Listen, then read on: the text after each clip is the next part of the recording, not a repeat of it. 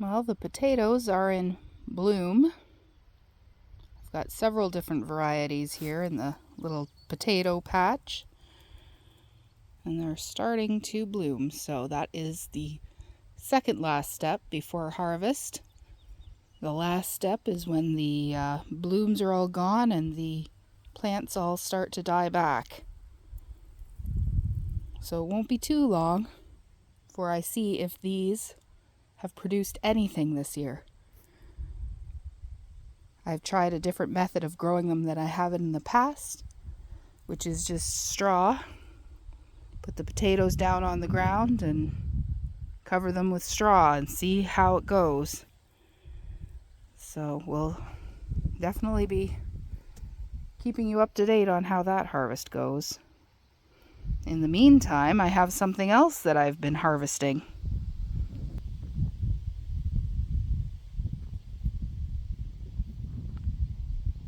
Isn't this the most beautiful tomato?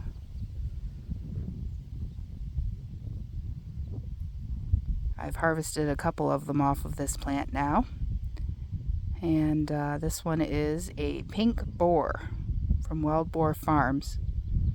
They haven't been very big yet, but I'm sure as the season progresses, I will be getting some bigger ones. I've also harvested black crim and a red oxheart and a couple of sun sugars. And that is it, despite the fact I've got rows of tomatoes here. So this here is the plant that this one came off of. And as you can see, it's got a few more coming. But they're not quite there yet. So, stunning. Very stunning tomato. Not quite ripe, but it'll get there. I just always like to pick them before they're fully ripe so that I get them and the critters in the garden don't.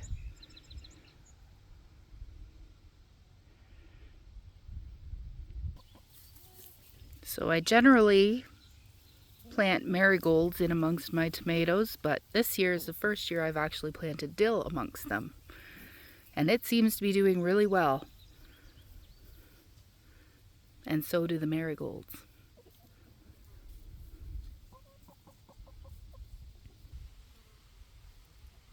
My garden is imperfect. Hopefully as the years go on it'll get more perfect, but it obviously is not perfect this year. But I've got some really pretty lettuces coming up. These are romaines. This one's just about ready to harvest. And then I also have some bell peppers. California Wonder. These ones are the yellow variety. And then I just harvested my jalapenos, but you'll see that they also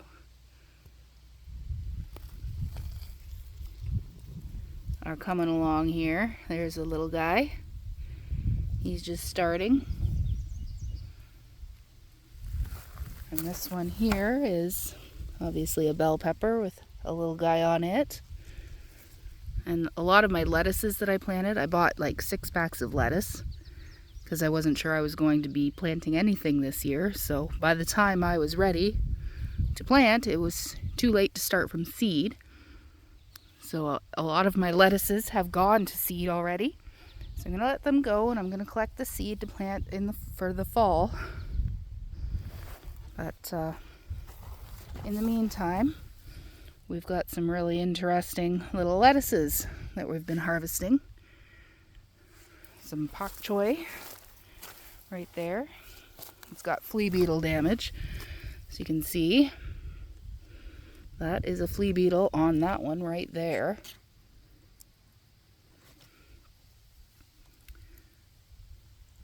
There's another lettuce head. Got some red lettuce right here.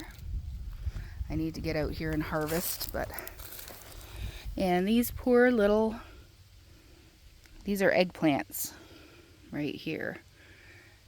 And when I bought those, they were nearly dead. In fact, I didn't so much buy them as I was given them from the store, because they did not think that they would survive. But they seem to be putting on new growth, and hopefully pretty soon we're going to get some fruit from them, or at least flowers soon, and fruit after that.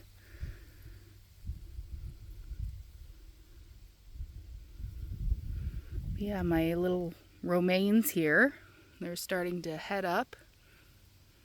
So it won't be too long before we can harvest those too. And they're pretty late for the season, because it is July, but yeah, we'll be using them.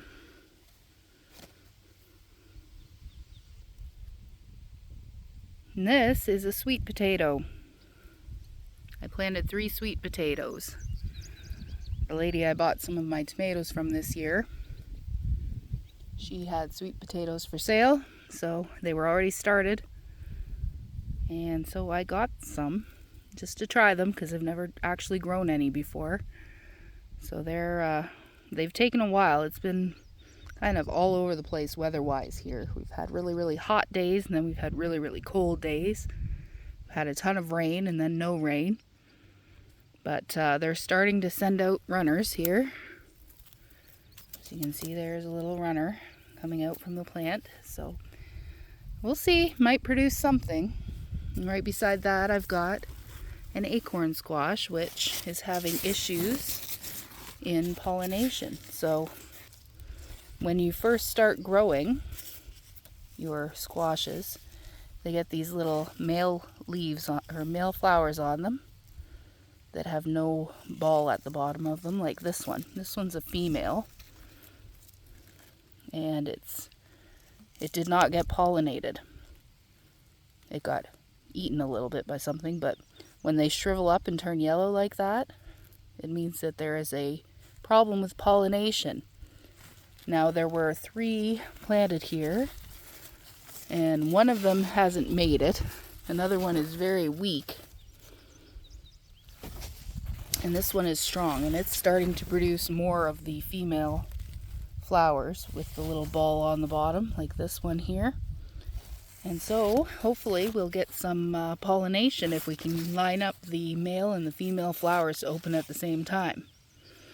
So yeah, early on in the season, the first few are probably not going to be pollinated, especially if they have no male flower nearby. So yeah, that is what is going on with that. But I like acorn squashes, so I'm hoping I'll get a few. You guys are the worst. What are you doing in the strawberry bed? Well, I think it's obvious what you're doing in there, but I'll be lucky if I have any plants left. Oh well. The good thing about strawberries is, as long as you have an original source of runners, you'll never run out.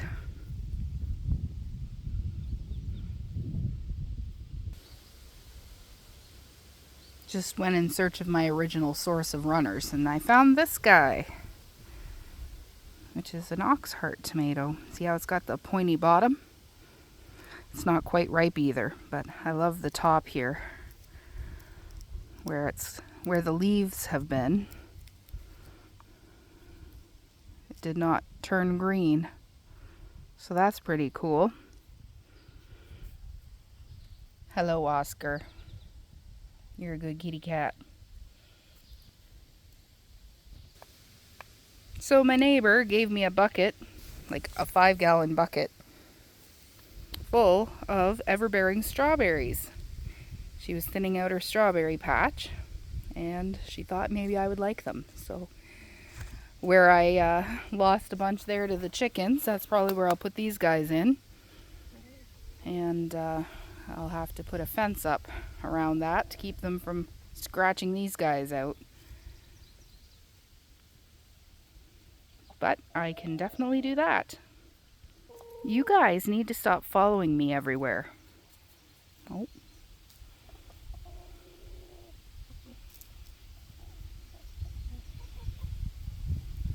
they always think that I have food.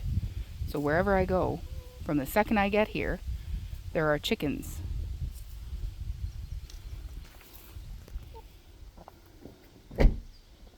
Right, chickens?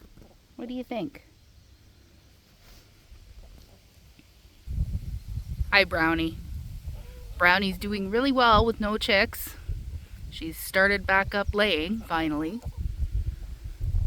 So, hopefully she doesn't go broody again. Because, guess what? We got another broody hen upstairs. The one that I mentioned in a video a couple of days ago. Yeah, she didn't break her broody. She slept on top of a cage for a couple of nights. No nest under her. And then she found another nest where other chickens were laying. So, I don't think she is going to give it up very easily. So what I've done is I've given her a nest of her own with 6 eggs in it. I don't know if they're fertilized or not. But we will see it in about a week when I candle them if they've got any veins in them. And if they do, she can definitely keep the ones that are fertile and hatch them out. Because I don't mind more chicks. Just when I have way too many of them is the problem. But I've been selling a few here and there, so we don't have as many as we might have had that not happened. But don't any of you go broody until next year. Got it? Good. Case in point, here I am at the barn. Here are the chickens at the barn. Silly chickens. And we'll just end the video here, saying goodbye to some of our little baby red Rexes. They're very, very adorable. There's Mom. There's their food dish.